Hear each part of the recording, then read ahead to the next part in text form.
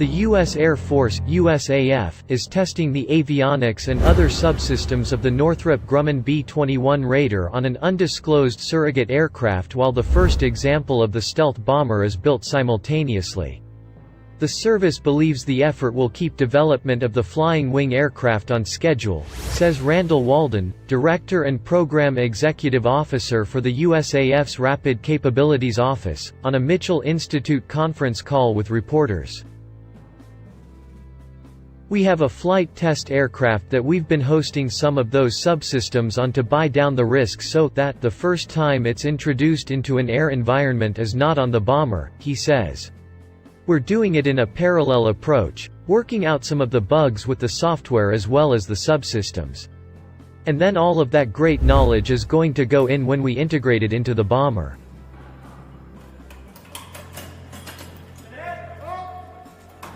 Despite difficulties posed by the coronavirus, the B-21 is progressing well and remains on track to make its first flight in December 2021, says Randall.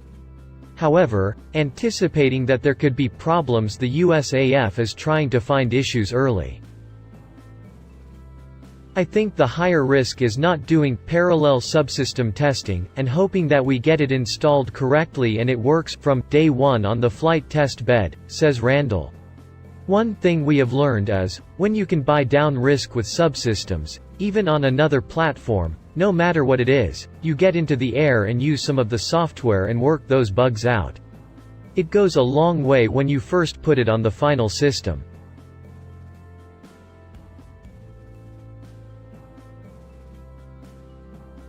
The B-21's first flight is expected to be from Air Force Plant 42 in Palmdale, California, where it is being built, to its testing site at Edwards Air Force Base.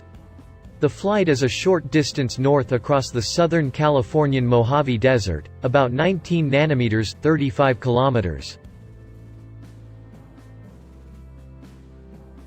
One of three legs of the USA's nuclear triad, a deterrence strategy based on the ability to launch nuclear strikes from aircraft, submarines and ground-based ballistic missiles. The B-21 is to replace the USAF's aging fleets of Northrop Grumman B-2 Spirit and Rockwell B-1 Lancer bombers. The service wants to buy at least 100 examples of the Raider.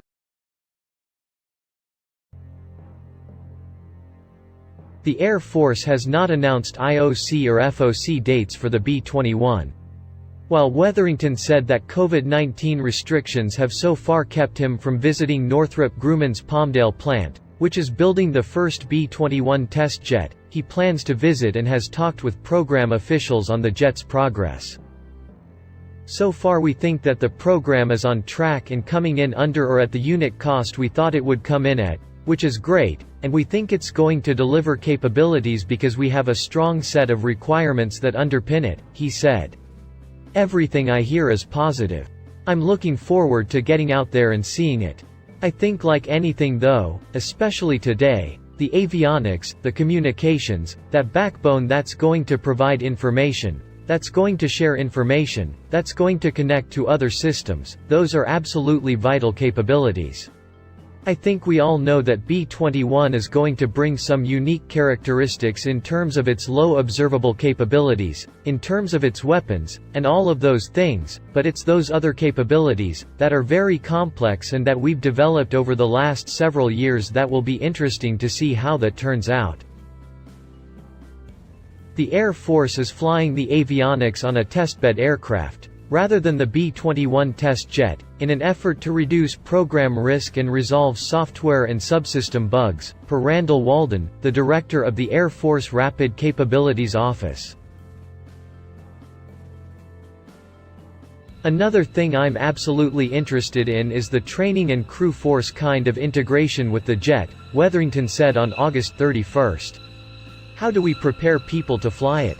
How do they understand and learn, as they're flying?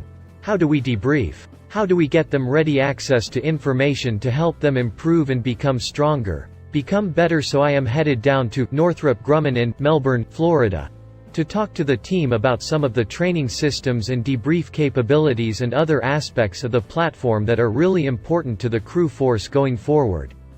That's how we're going to build and train the best operators in the B-21 we can possibly have."